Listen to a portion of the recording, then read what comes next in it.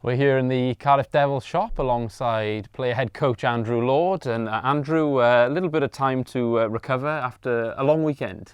Yeah, it's been good. We had probably a day and a half off there. We got in early Monday morning, so that's always a good little trip back. Reminder of how it used to be for us when we played a ton of Sunday home games. It felt like we had that every weekend basically when I first started my first season here as just a player. But yeah, good to be back on the ice today. Guys look like they've gotten refreshed and we're ready to go again for another huge weekend. Just wanted to get your perspective on that. First of all, the challenge, I suppose, and the intensity of those 3 games in 3 days from a coaching perspective and the preparation you have to put in, but also being on the ice for all 3 of those as well. Yeah, it was tough. It's it's a lot of preparation. 3 very good teams we faced, and just managing the guys' emotions, I think, and the ups and downs of the weekend, and trying to keep everyone dialed in and playing to the level of pace we need. And yeah, when that final buzzer goes, all of a sudden it sort of hits you a bit, and I think Monday you really feel it, especially after a Sunday loss. Doesn't make Monday as much fun, but yeah, it's a tough one, and a great test though. I think it's a great test of character. It's a fun trip as well, having the fans up there, and yeah, it's definitely a little different. You mentioned the test there, and this fixture, or these fixtures have been moved earlier in the season, the last couple of seasons, and it's a fine balance, I suppose, between sort of getting your team battle hard and obviously the intensity of those 3 games in 3 nights. Do you feel over the course of the season and having those fixtures at this point in the season, that's something that's going to help your club? We talked about it after the Sunday loss there. I think it's a very valuable lesson. Learning to play when you're a bit tired, when you're fatigued, maybe slightly injured or sick, and just knowing that you got to keep it a little more simple.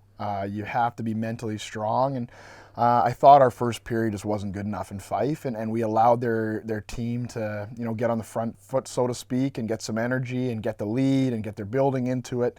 And I think that's a great lesson for down the road, because we might not have 3 and 3s again, but we will have those, Wednesday or Thursdays or 5 and 8s, and we can't let those multiple games cripple us. We have to be able to play. We have a veteran group in here. We have to be able to play a smart game, a smart road game, and I felt at first we just had way too many turnovers and we weren't playing smart enough, and yeah, it's a very good lesson going forward. You outshot the opposition in every game, as you've done for a lot of games this season, the puck possession that you've had. Was there a different approach to each game, knowing that perhaps fatigue might set in, or as it turned out, you did outshoot the opposition, you seemed to enjoy a lot of zone time, or was it just each game at a time as you talk about? Yeah, I mean, you can only take it a game at a time, obviously. Edinburgh, I would have loved to get one. Our second period was phenomenal. I would have loved to get one more there to make it 4-0 or 5-0, and then you come out in the third and maybe you're able to trap a bit more, but like they showed against Sheffield, it's never say die there, and you have to keep playing with a lot of energy and pace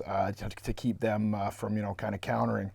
And then obviously Dundee was an absolute war going down to extra minutes, which obviously doesn't help our energy towards Sunday. But I still think there was enough energy. We were tired, but the puck management in the first period at both blue lines wasn't good enough, and that allowed them to get in their forecheck, allowed them to play some more ozone time, made us play more defense, tired us out even more, and it just made us coming from behind, which allowed them also to trap even more, and gave their goalie some confidence. So that was a good lesson there. You touched on the win in Dundee, and we've talked a little bit before in previous interviews about your team's ability to make something happen in the dying stages of a game. You must be thrilled with the character your club showed there to get those 2 goals at the end, then with a man advantage, then to seemingly win it in overtime and then have to do it again in penalty shots. Again, you must be really proud of your guys. Yeah, it's incredible.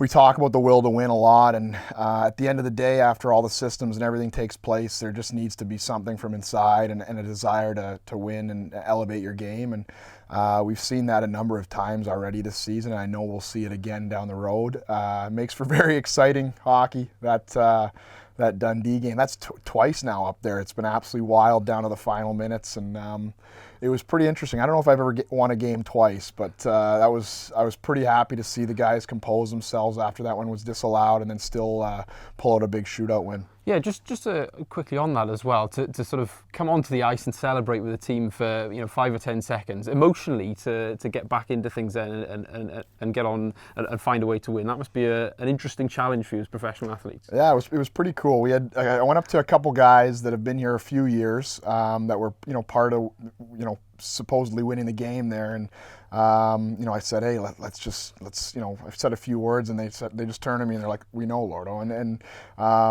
it was pretty cool to see how far guys have come along, their maturity and their how it is, and I think that breeds or is a lot great signs for things to come here down the road. And just finally on that 3-3, there has been a little bit of discussion this week about whether the trip is obviously a fantastic trip for the fans. From your point of view as a coach and as a player, is that something that you want to see continue, not maybe taking the fans out of the equation here, or is it something which perhaps in years to come it might make things a little easier if that's a double header or a 3 and 4 nights? Yeah, I mean, obviously a double header or a 3 and 4 would be a lot more manageable. At the same time, I love a tough test, and it's definitely that. It tests your character, your will to win, your energy levels. Everything has to be firing to be able to win 3 games in a row. I think maybe the only thing was, I didn't even know it until Saturday, was that it was Fife's first game. I think maybe there could be something in the league rules there where, just some sort of standard, because I think if it's their second night or second game, it makes a big difference. Obviously, our 3 and 3, you could see how exhausted the guys were, and they're coming out completely fresh. And then also they have a full week to prepare against a team that's preparing for other teams as well. So that may be the only thing, but I have no problem with the 3 and 3. I know our fans love it, and again, it's a great test. And just finally there, in terms of the lineup, you kept with the same lineup throughout. Was that a case of keeping a winning lineup going, and how's the health of your players right now? Good, yeah. Scotty's basically there. I think he could have played this last weekend. I know he was willing. Great team guy coming up like that and not playing, but just showing his spirit and being behind the guys and supporting everyone. And it was just a case of, making sure he gets an extra week there, I think, and then also just the fact that we've been on a great run, and I'm a big believer when you're doing well and things are clicking, you don't want to change too much, really. And we turn our attention to this weekend. You talk about tough tests last weekend. It doesn't get particularly easier. Belfast away on the Saturday night. You've played them a couple of times recently at home, and you've gone out there and won. You're 2-0 against them at the moment. Just talk a little bit about the qualities that team possesses and what your team needs to do to go out there and get the same result you did last time. Yeah, they're a great team. We saw them, both games. The tight one that we won, I think, in overtime in Belfast, and then even the one here where we won a little more handily was still a very close affair. You saw even when we got up 3, the game was far from over. They have great team speed. I think throughout their lineup, everyone can skate. They have some very, very high-end D-men, a few guys there. The player coach, obviously, Walzer. Vandermeer logs a ton of minutes. All their D-men can really shoot the puck. They get to the net very well. They have 2 capable goaltenders, and it makes for a tough test. I feel both teams are built fairly similar too, so I think that makes it fun, even just from the player coaching perspective too. And yeah, it'll be a tough one. We definitely need a much better start than we had in Fife.